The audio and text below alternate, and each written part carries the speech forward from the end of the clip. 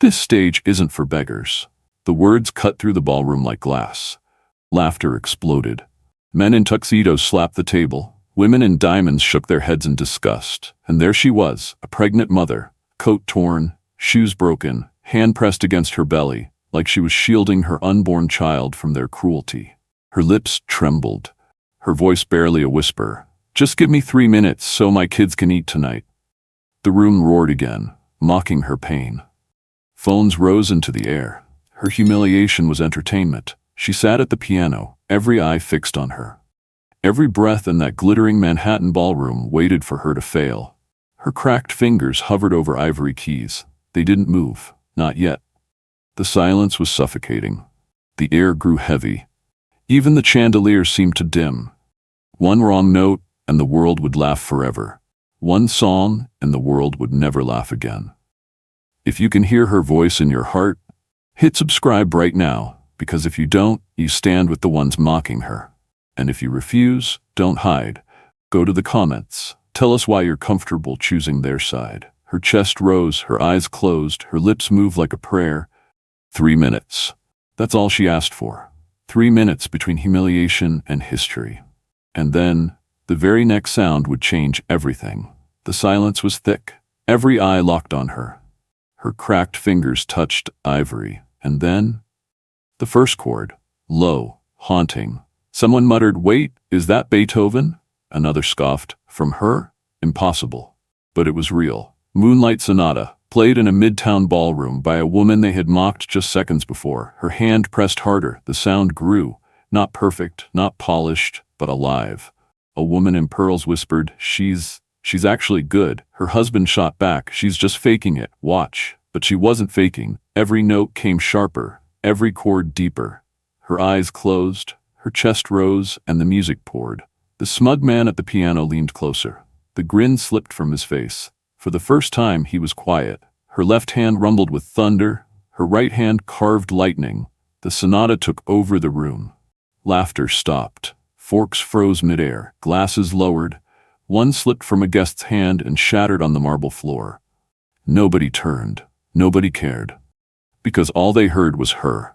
A man near the back whispered, "This isn't practice, this is pain."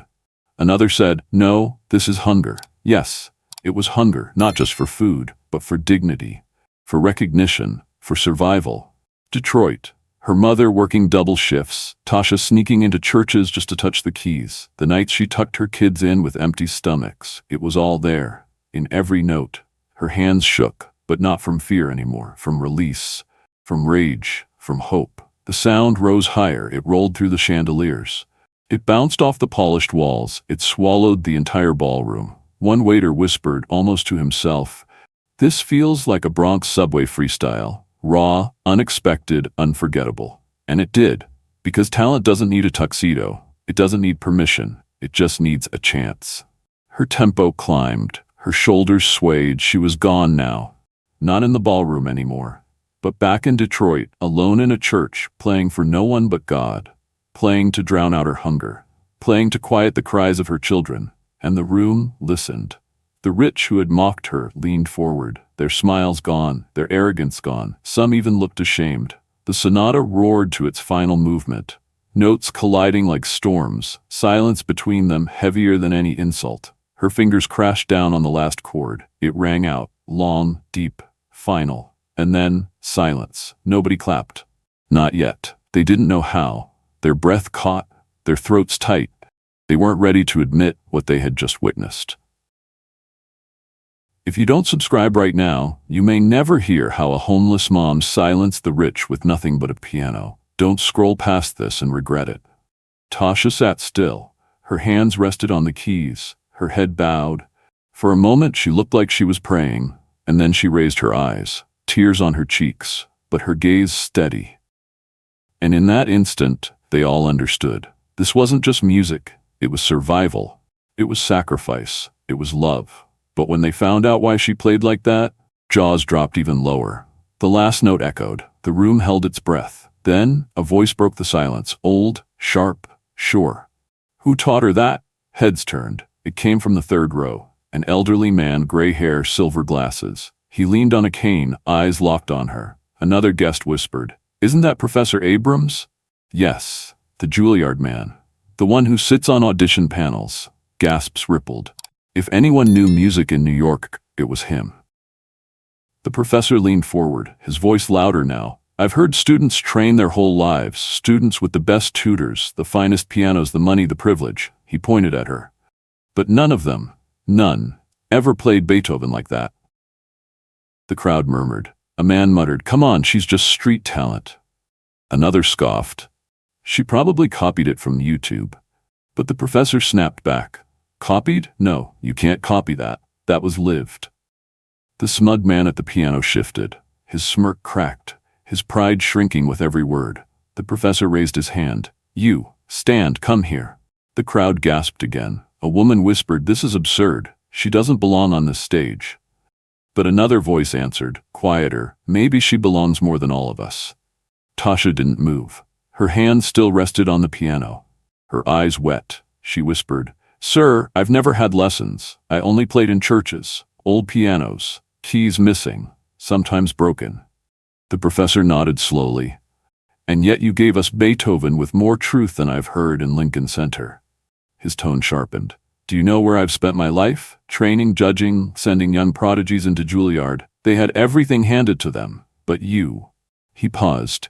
"You played like you were carrying the weight of the Bronx in one hand and Detroit in the other." The crowd shifted again.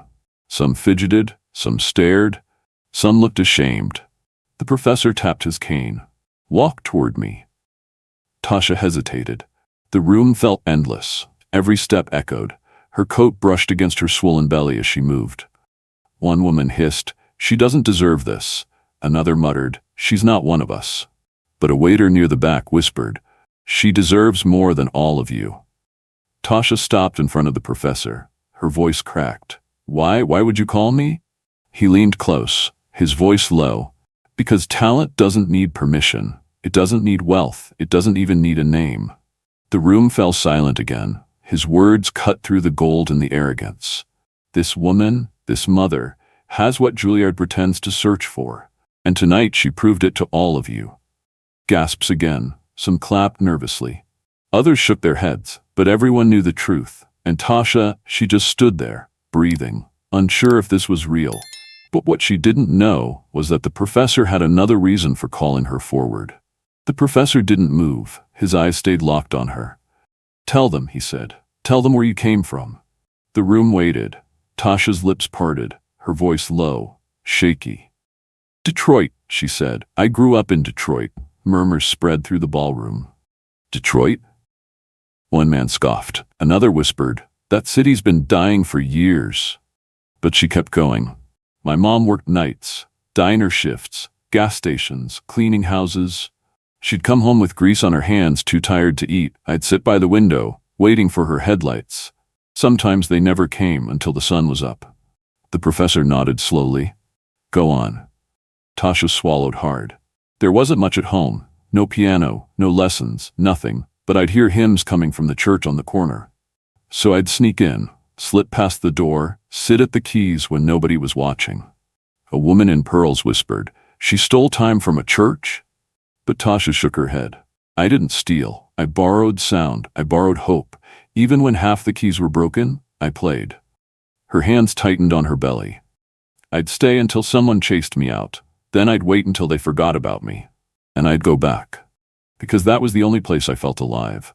The room grew still. The professor pressed again. "And later, when you had children?" Her voice cracked. "I thought I had a family. I thought I had a partner. But the father of my kids, he left, said it was too much, too heavy, walked out, left me with 2 mouths to feed and nothing but hope." Gasps broke out. One woman muttered, "Figures, typical story." But another whispered, "No, it's survival." Tasha's voice rose. "I worked jobs nobody wanted, bagging groceries, cleaning bathrooms, folding shirts for people who wouldn't even look me in the eye. And still, it wasn't enough." Her eyes watered. Every first of the month, the landlord posted notices, bright orange letters that screamed we had no place here. I begged for another week. Some days I sold what little I had just to buy bread. The professor gripped his cane tighter. "And when there was nothing left?" Her voice dropped. food stamps, lines at the welfare office. I prayed the card wouldn't decline. Sometimes it did. I'd put groceries back, one by one, with my kids watching. The crowd stirred. A man whispered, "She's just another welfare case." But the professor snapped, "No. She's what this city creates when it ignores brilliance." Tasha continued. When the fridge was empty, I told my kids bedtime stories instead. Stories so they wouldn't notice their stomachs growling. When it got worse, I took them to the Harlem shelter. They gave us dinners, rice, beans, just enough to make it through the night. Her voice hardened. Every time I touched a piano, I imagined food on the table. I imagined my children with full bellies. That's why I played. Not for applause, not for fame, to survive. Silence fell over the room. Nobody laughed now. Nobody smirked. She gave up her dreams to survive. If you've ever sacrificed something you loved, subscribe now. If not, comment below why you'd walk past a story like hers without caring. The professor leaned in. "You see," he said to the room, "you think genius is born in private schools? In practice rooms with perfect lighting? No. Genius is born in Detroit church basements, in Harlem shelters, in mothers who play pianos with broken keys just to silence the hunger of their children." The room shook with whispers. She came from nothing. She doesn't belong here. But another voice whispered back, "She belongs more than anyone else in this room." Tasha's chest rose. Her hands pressed against her belly. She whispered, "I never wanted fame. I never wanted stages. I just wanted to live long enough for my kids to eat. That's all." The professor nodded. His eyes glistened. "Then maybe, child, this music isn't just survival. Maybe it's your calling." And in that instant, the room felt it too. Not just pity, not just shock, but the weight of truth. Yet even after all that, life still wasn't done testing her. The professor straightened. "Play again." The crowd stirred. A man whispered, "She got lucky the first time." Another smirked, "Yeah, anybody can fake one song." The professor raised a hand.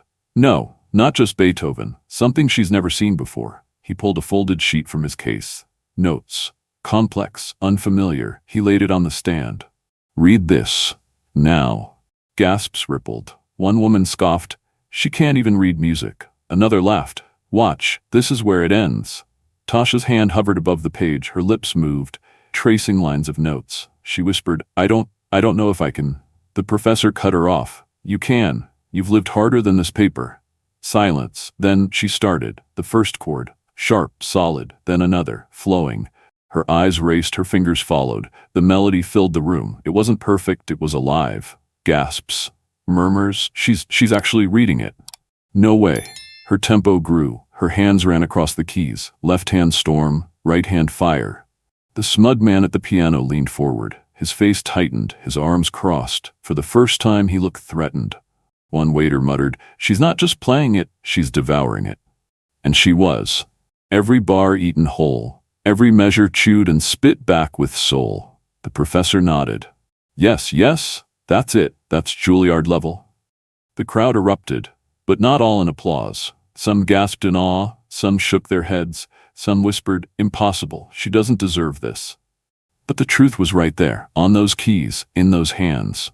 Tasha stopped on the final chord. Her chest heaved, her eyes glistened. Silence, a beat, then scattered claps, soft at first, then louder, but not everyone joined. One man muttered, "This is a trick." Another hissed, "She'll embarrass Juilliard." But the professor snapped, "No, she'll redefine it." The tension hung heavy, the room divided, half in awe, half in anger, and not everyone was clapping. The professor stood. His cane tapped the marble. The sound echoed louder than applause. He raised a hand. "Enough." The room went quiet again, all eyes on him. "This woman," he said firmly, "deserves more than your laughter." A man scoffed. "She deserves a bus ticket back to Detroit." Laughter flickered, but the professor slammed his cane down. "No, she deserves Juilliard." Gasps, whispers, Juilliard. The word carried weight in New York.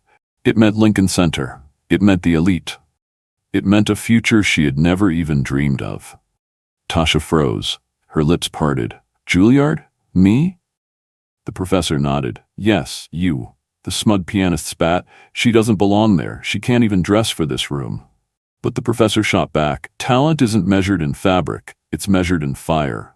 the crowd murmured. Some agreed, some sneered, but no one could deny what they had just heard from her hands. Tasha shook her head. I can't. I have 2 kids. I can't afford to chase dreams. The professor's voice softened. Dreams? This isn't a dream. This is survival. Juilliard is survival for you, she whispered. What about food? What about shelter? He stepped closer. I know the Harlem shelter you've been walking into. I know those lines. I know those trays of rice and beans. I will cover your meals. I will make sure your children eat. Tasha's hands trembled. You do that? He nodded. Yes, because your children deserve a mother who doesn't just fight to live, but fights to rise.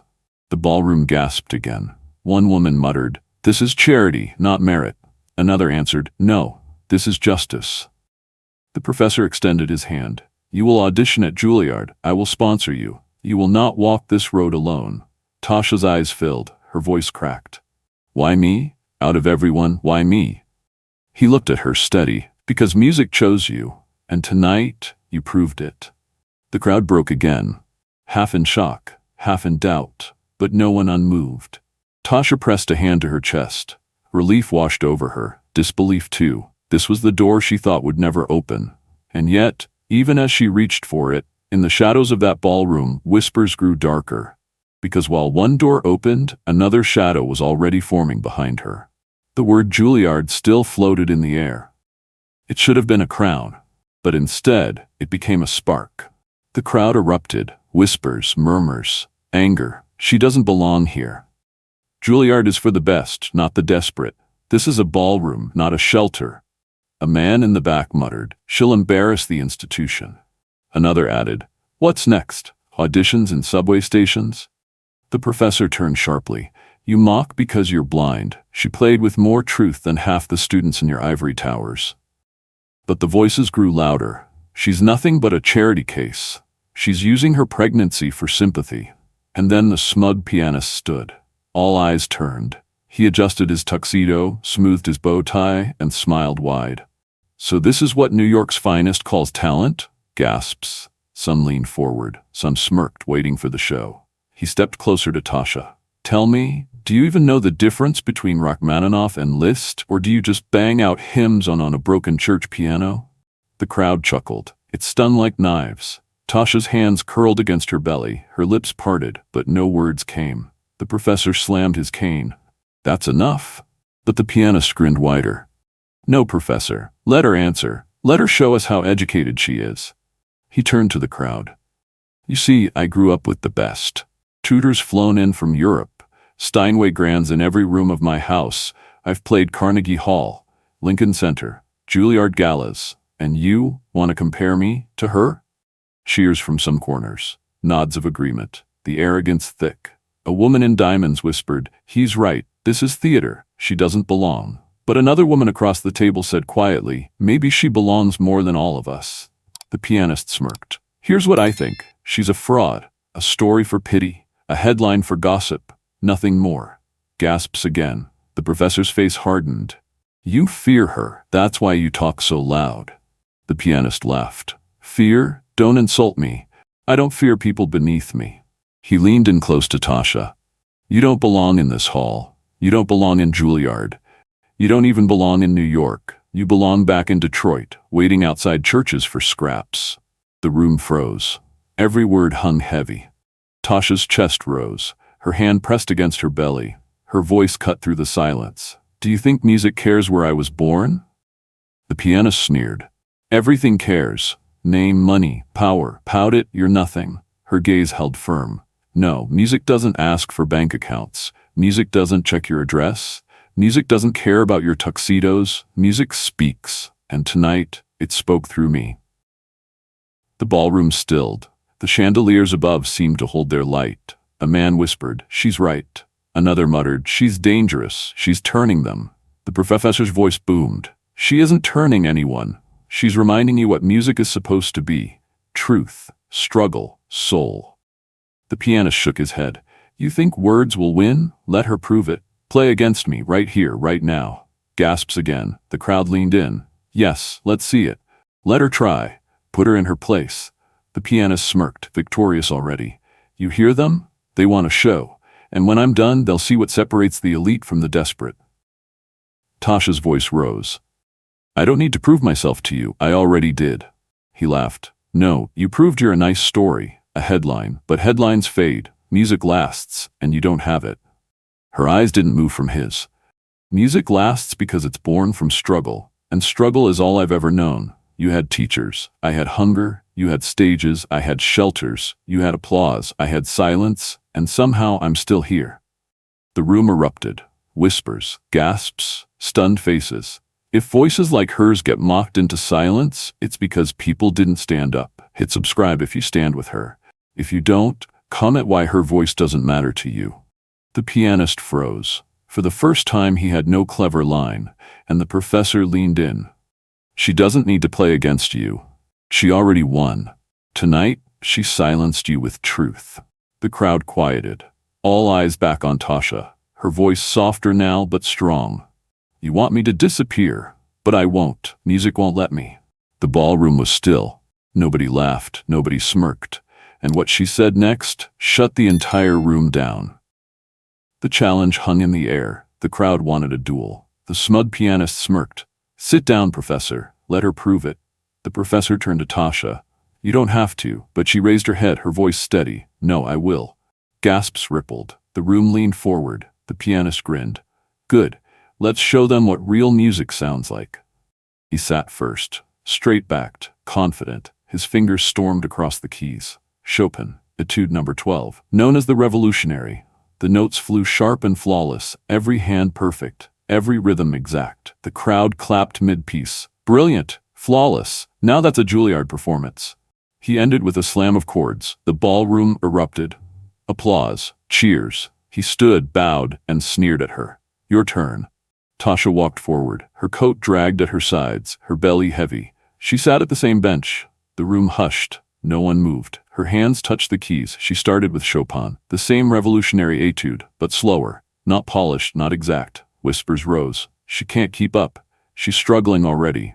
But then, she shifted. The chords changed. The rhythm bent. Chopin bled into Harlem jazz. Gasps. Heads lifted. What is she doing? Is this allowed?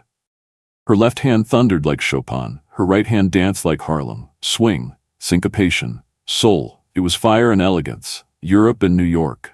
Tradition and survival colliding in one song. The pianist's smirk faded. He leaned forward, confused, shaken. The crowd sat up. One man whispered, "This feels like the Apollo, not the Plaza." A woman answered, "No, this feels like history." Her tempo rose. She riffed between classical runs and jazz phrases. Her shoulders swayed, her eyes closed, her body carried the room. The professor whispered, "Yes, yes, that's it. That's truth." The smug pianist muttered under his breath, "This isn't technique. This is chaos." But the crowd heard otherwise. They clapped in rhythm. Some stood, some shouted, "Play. Go on. Don't stop." Her fingers raced. She fused worlds that had never touched. Chopin's fury with Harlem's swing. European rigor with African-American soul. The chandeliers rattled, the walls shook. And then, she struck the final chord. The room erupted. Applause like thunder. Cheers. Whistles. People on their feet. One man shouted, "That's Juilliard." Another yelled, "No, that's beyond Juilliard." The pianist sat frozen, his face red, his pride gone. The professor stepped forward. "You see, that is not luck. That is not pity. That is genius." The pianist sputtered. She broke the piece. She ruined Chopin." But a voice in the crowd shouted back, "No, she saved it." The applause grew louder. People clapped until their hands hurt. Some even cried. Tasha bowed her head. Tears slid down her cheeks. She whispered, "For my kids." And the room knew. This wasn't just music. It was survival. It was redemption. But her biggest test wasn't on stage. It was what she left behind. The applause at the gala faded, but the impact didn't. It followed her out of that ballroom, out of Manhattan, back to where her story began. Detroit, the same city people mocked. The same streets where she first touched broken keys and abandoned churches. She stood in a small community center. Children gathered around. Some wore hand-me-down coats. Some hadn't eaten since school lunch. One boy asked, "Miss Tasha, do you think I could ever play like that?"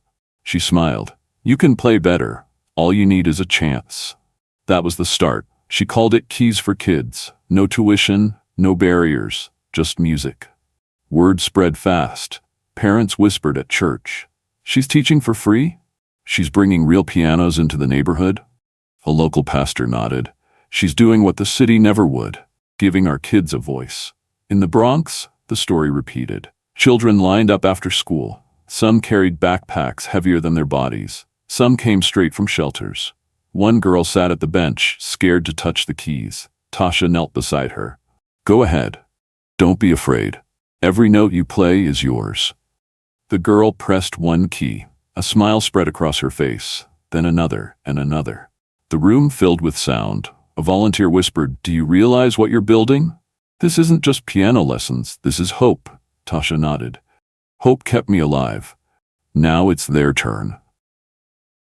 Reporters came. The Detroit Free Press wrote about the program. Community papers in the Bronx ran headlines, From Shelter to Stage, Mom Teaches Kids to Play. A donor asked, Why the piano? Why not something else? Tasha answered, Because the piano saved me, and if it can save one child from giving up, then it's enough. Soon, Keys for Kids wasn't just lessons. It was scholarships, recitals, partnerships with churches and schools. A father stood up at a recital, tears in his eyes. My son never spoke much, barely said a word, but now he plays. And when he plays, I hear him, Thank you. The crowd clapped, not like the ballroom, not with arrogance, but with love. And Tasha stood at the center. Not the invisible woman from Manhattan, not the desperate mother at the shelter, but a leader, a teacher, a voice. Talent doesn't need a tuxedo. It doesn't need an invitation. It needs a chance. And she gave it to them. A student once asked her, Miss Tasha, do you think I could play at Juilliard one day? She smiled. You don't have to wait for Juilliard to prove you're great. But yes, if you want it, I'll help you get there. And that's when the truth became clear. It wasn't just about talent. It wasn't about one gala. It wasn't about showing up a rival. The truth was about something deeper, about changing lives, one child, one piano, one note at a time. A boy in the Bronx raised his hand. Miss Tasha, do people still laugh at you? She paused, smiled softly. They do, but laughter can't erase truth. Music already spoke for me. Another child whispered, Do you think they'll laugh at us too? She leaned closer. They might. People laugh when they don't understand. But remember this, sometimes the people they laugh at are the ones who change everything. The room went quiet, every child listening, every parent watching. That was the lesson. Not just the keys, not just the notes, the truth. Talent doesn't wear designer suits. Brilliance doesn't need permission. Sometimes the people you ignore are the ones who change the world. The professor's voice echoed from that night in Manhattan. She is Juilliard, she is music. But Tasha's voice was louder now. Not in a ballroom, not in front of the rich, but here, with kids who had nothing. She told them, You don't need money to matter. You don't need fancy clothes to be seen. You don't need anyone's approval to be great. You just need a chance. A mother in the crowd whispered, She gave my child that chance. Nobody else would. And that's the truth people forget. The ones ignored on subways. The ones sleeping in shelters. The ones waiting in food pantry lines. They are not broken. They are not invisible. They are waiting for someone to see them. So the next time you see a struggling mom, a homeless kid, or someone just asking for a chance, don't laugh. Don't look away. Because one day, you'll wish you hadn't. Subscribe right now, or head to the comments and confess why you chose not to. Let the world see where you stand. The applause in that gala was forgotten. But the sound in those classrooms never faded. Little hands pressing keys, little voices daring to believe they mattered. That was her victory. Not proving herself to the rich, not silencing critics, but building a stage where no one would ever be laughed at again. Because sometimes the greatest standing ovation isn't in Lincoln Center, it's in a Bronx basement, where a child plays their first note and finally believes they belong.